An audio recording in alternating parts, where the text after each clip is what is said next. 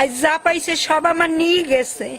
তারপর মাইয়া বিচ্ছেদের পর আদে বললে আমি মাইয়া বাড়ি ছাড়া কেন এরকম করবে? আমরা তো একটু নিরাপদ চাইছি, আমরা তো কোনো রাজনীতিতে যাইনি, গেছি। গরিব কেন বাঁচতে পারবে না? রাত যত গভীর হয়, রায়েরকাঠির এই গ্রামে প্রতিটি বাড়িতেই চলে নারকীয় তাণ্ডব। একদল দস্যুরা প্রতিদিন নিয়ে যাচ্ছেন লুটপাট করে বিভিন্ন জিনিসপত্র। শুধু তাই নয়, দস্যুদের হাতে নির্যাতিত হয়েছেন এখানকার অসংখ্য নারী। তারা চাচ্ছেন একটু শান্তিতে থাকতে, নিরাপদে থাকতে। রাত বাড়লেই বাড়িতে হামলা, ভাঙচুর, লুটপাট ও ডাকাতির ঘটনায় আতঙ্ক ছড়িয়ে পড়ে পিরোজপুর সদরের রায়েরকাঠি, ব্রাহ্মণকাঠি, বাজুকাঠি সহ আশেপাশের বেশ কিছু গ্রামে। আওয়ামী সরকারের পদত্যাগের দিন থেকেই এমন চিত্র এসব এলাকায়। রাতে নিরাপত্তা বাহিনীর অভাবে একদল দস্যু অস্ত্রসহ হিন্দু বাড়িতে চালায় তাণ্ডব। দস্যুরা একদিকে যেমন লুটপাট করছে, অন্যদিকে নারীদের করা হয় যৌন নির্যাতন। ওইসে আমার মাইয়া গুগা ইজ্জতে আদেছে, আমার মাইয়া ইস বাড়ি ছেড়া। তারপর ঘরে আমার যা জিনিসপাতি টাকা পয়সা ছিল এই আইসগুলো ইয়ে গেছে। আমরা তো চাই একটু স্বাধীন বাংলাদেশে একটু ভালোভাবে থাকতে। দা ছিল হাতে বড় বড়, আজকে আমার গলায় ধরছে, পাশরে ধরছে, আমি ঠেহাইছি। এরপর আবার আমার ছোট দেওরের বউ ছিল, সেরে টানিয়া পলাইছে, খাদের তলা টানিয়া বাইর করছে, বাইর করিয়া খাদের স্বামীর খাদের পাশে নিয়ে ঠাস করে ফেলাইছে। আমি আস্তে আস্তে উঠে যাইয়া তাদের টানিয়ে দিয়েছে। আমার কয় কি আপনি হেনটা লড়বেন, নদীর যাবে। অল্প অল্প বয়স 4 জন ঘরের মধ্যে ঢুকছে, মুখ বান্ধা। আমি নিচে নামার পর ফিরে আবার কি পরামর্শ করেছে, 50 জন আমরা আইছি, ঘর কিন্তু ঘেরাও, বাইরে যেতে পারবেন না। কিন্তু এখন আমরা চুপ করে কয়েকজন বইছি, ফিরে আবার আইছে, এই দরজা খোলেন, ঝাপ খোলেন। এখন আমার ওই দেওরের ছেলে হে কইছে তোমাকে হাত পাও ধরছি, উপরে একটু বসো, না কথা আছে কথা। এই মশারি টানানো, সেই মশারির ভিতরে ঢুকিয়ে গেছে, মশারির ভিতরে ঢুকিয়ে যাইয়ে বসে রয়েছে আমাকে পাশে।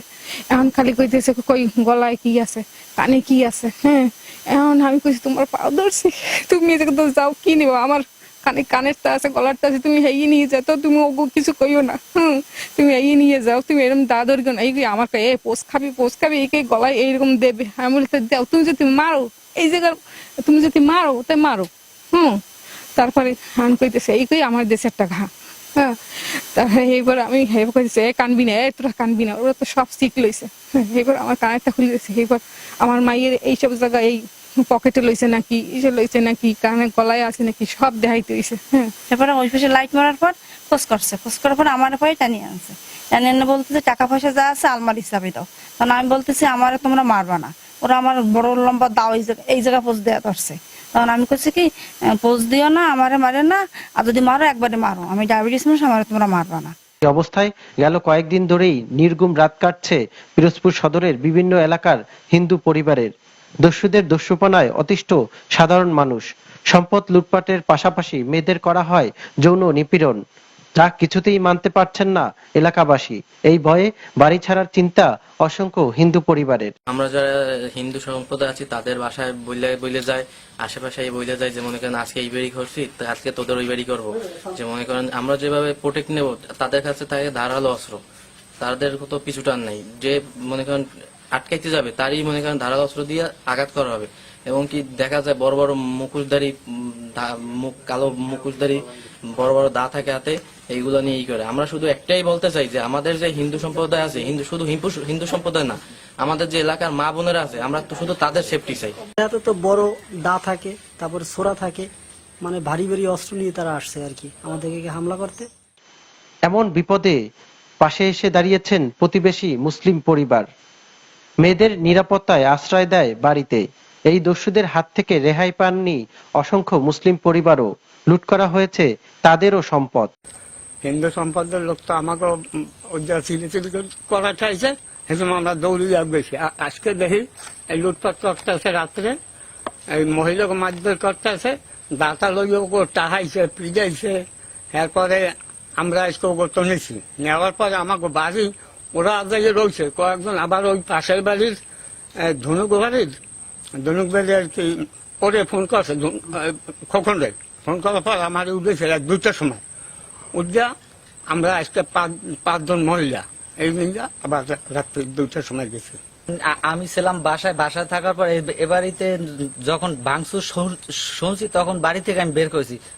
বের হওয়ার পরে আমার এক ভাই ছিল রাস্তায়, সে বলছে ওখানে যাইস না, 20-25 জন লোক ঢুকছে, ডাকাইতের দল ঢুকছে।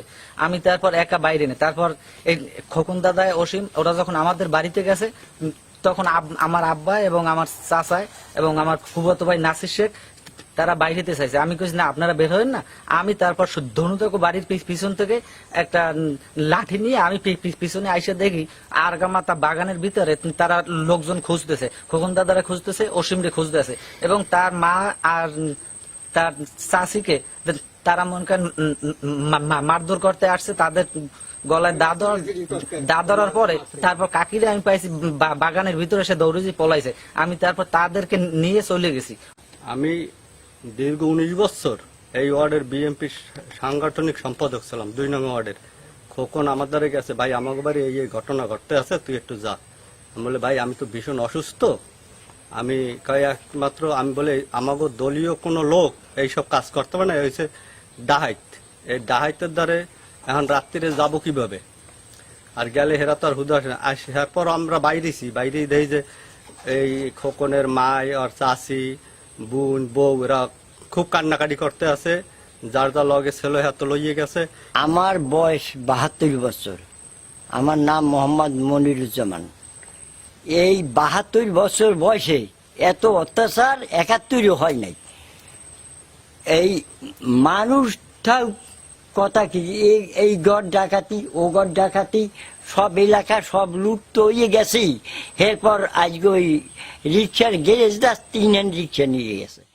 গ্রামের শান্তিপ্রিয় মানুষের দাবি, একটি পক্ষ গ্রামের হিন্দু মুসলিম সম্প্রীতি নষ্ট করার জন্য এমন জঘন্য অপরাধ করে বেড়াচ্ছে। শান্তি প্রতিষ্ঠায় প্রশাসনের কঠোর পদক্ষেপের দাবি তাদের। আমরা যাতে শান্তিপূর্ণ আইন শৃঙ্খলা বজায় থাকে, গ্রামের মানুষ সবাই, হিন্দু মুসলমান সবাই যেন শান্তিতে বসবাস করতে পারে। আমরা চাই শান্তি শৃঙ্খলা বজায় রাখুক, গ্রামে গঞ্জে কোনো জায়গা কিছু না হয়। পদত্যাগ করার পরের দিনকে রাত্রেবেলা এখানে দুর্বৃত্তরা কিছু মুখোশ পরে গ্রামে হামলা, নারী নির্যাতন, এই সমস্ত কিছু অঘটন ঘটাইছে। 5 জুলাই থেকে চলে এসব নারকীয় তাণ্ডব। পিরোজপুরের নাজিরপুর, ইন্দুরকানী, স্বরূপকাঠি উপজেলার প্রায় শতাধিক বাড়িতে হামলা ভাঙচুরের অভিযোগ পাওয়া গেছে। এসব এলাকার বেশিরভাগ জনপ্রতিনিধি আওয়ামী লীগের হওয়ায় তাদের খোঁজ এখনো পাওয়া যায়নি।